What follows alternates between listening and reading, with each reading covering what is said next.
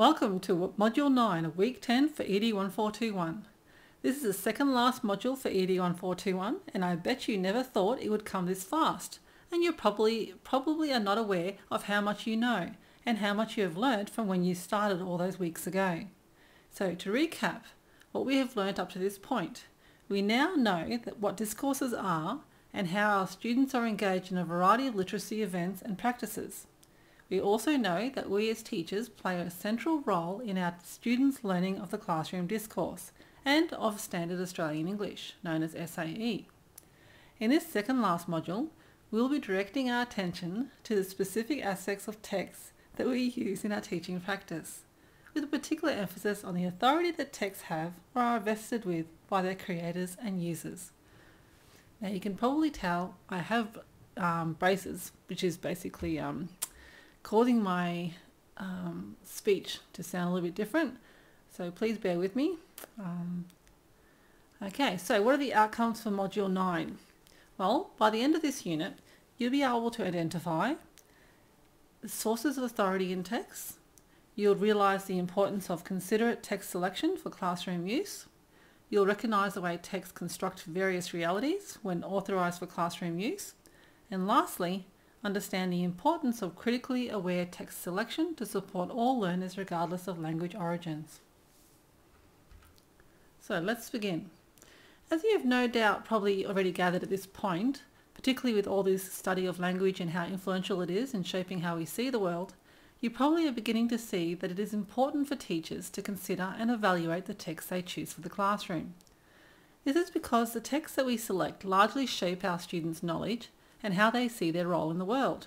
That is how influential, this is basically how influential texts are, and that is why their selection is so important.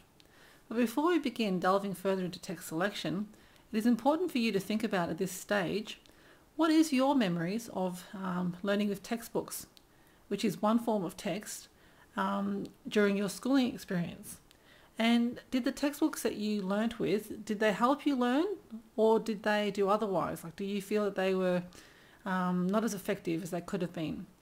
Well, many educationalists argue that traditional textbooks can be problematic because they are either limited by how much information they can provide, because they're usually written at a specific point in time, and sometimes they're used in the classroom many years later, and so that some of the information can be outdated or not relevant to the newer time period. All textbooks are usually designed to suit particular learners but not others, so some learners don't learn as well with them.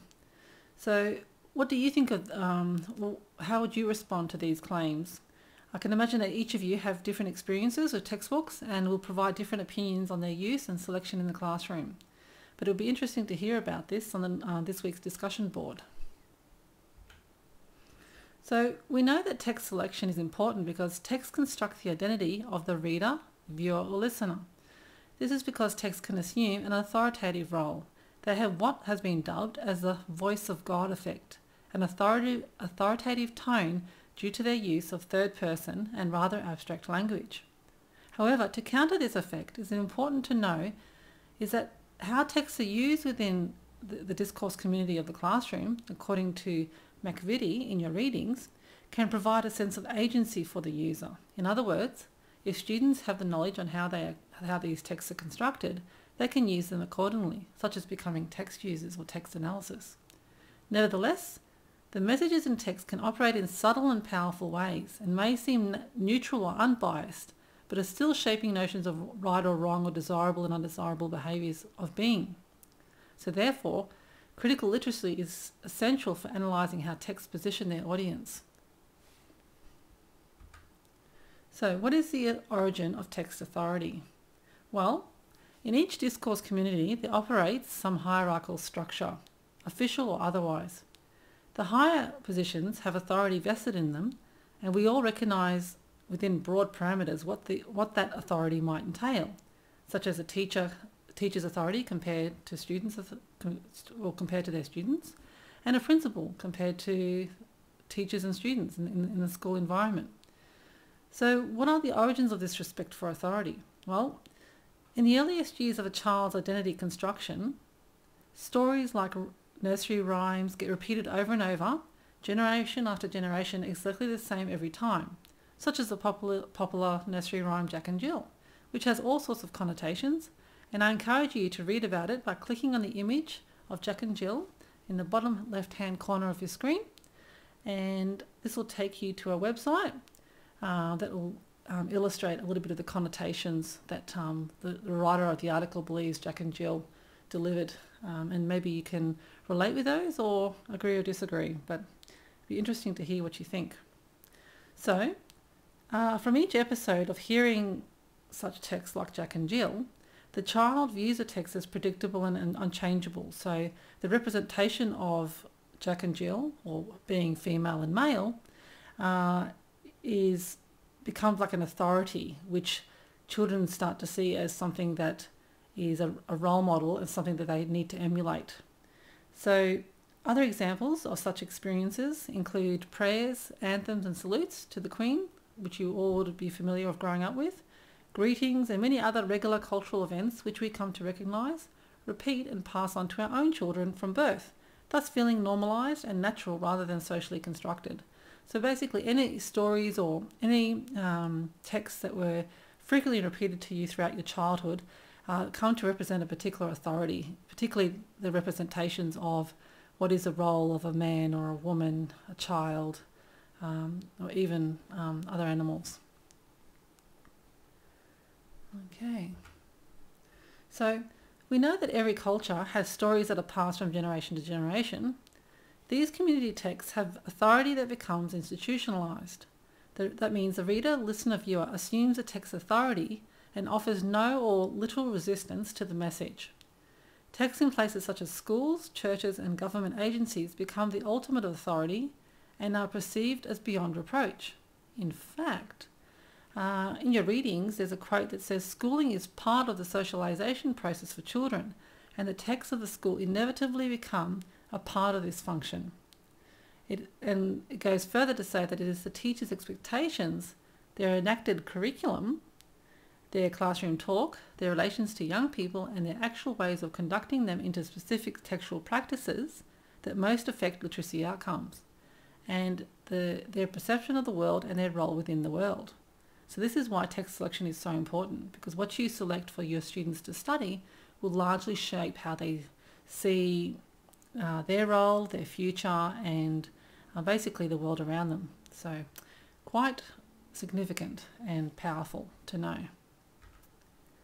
So textual selection in Australian schools and in every other schooling system in the world is always discussed within the realm of the literary canon and what is considered desirable text for students to be exposed to or study. So the canon is a collection of literary works which are most esteemed among all publications within a particular culture over many generations. For example, in a British Australian culture, which we're all very familiar with, the works of William Shakespeare and Charles Dickens and Jane Austen and many other historical texts are believed to be worthy of study due to the values, beliefs and history that they illustrate. Texts that are therefore taught in schools are selected from this literary canon. And I'm sure you're all familiar with the authors that I've just spoken about, or at least one of them anyway. However, the list of texts in a school change over time and will include what are deemed as popular texts, such as books from authors like Roald Dahl or Morris Gleitzman. And Roald Dahl was an author that was introduced to me when I was very young, and had a huge, profound influence on not only my love of reading, but also the way I perceived adults. So, in Australian schools, selected texts tend to be from the Anglo-Celtic Christian tradition, which represents some students but not others. So, yeah, if you identify with the Anglo-Celtic Christian tradition, and the texts that are selected by your teacher who also identifies from that tradition, you're more likely to feel there's like a natural congruence between the values that are being espoused, where if you come from a different background, there is an effect where the child may either believe that is a tradition that they need to begin to emulate, or that it's so profoundly different that they don't feel like that they belong. So there is a need to represent a whole variety of cultures rather than just one tradition, for the sake of students being able to not only identify with the representations, but also to see that there are varying representations of being in the world. So the issue with this is that a selective tradition tells a literary history of one particular group and sector of contemporary Australian society, which gives authority to the privileged group but silences others, just like I was referring to. Okay, Wilkinson's research. Well, before we conclude, it is essential to summarise Wilkinson's research that you will be reading about this week in your readings. The research reveals what teachers have done in one particular school context where students were doing really well on literacy tests. What Wilkinson found was there were 4 elements that influence a teacher's practice. So he found that each teacher in this particular school would reflect on their own experience of being a student, parent or teacher or a colleague, and a vast variety of other experiences to inform their practice. So they were highly reflective. He also found that each teacher researched their learners and discourse communities in which they worked to inform their practice. So they were very active in finding out what works within their particular context. Thirdly, he found that all the teachers used no single strategy or set of resources with all their students. So they were highly adaptable and would constantly use particular approaches that suited particular students. So they were, they would cater to diverse needs basically. And lastly, he found that experienced teachers continued to learn, so being lifelong learners. And these teachers refined their work and engaged in theoretical and practical findings to inform their practice. So the teachers were consistently learning and trying to improve their practice so that they could do the best for their students. So there you have it, Wilkinson's research. Very thorough approach to effective teaching and learning, particularly for classrooms that have very diverse students from different backgrounds. Okay, so to summarise, Module 9. What Wilkinson's research reveals is that the role of the teacher in students' learning, other than attendance at school by the student, is the single biggest factor in the likely success of not only,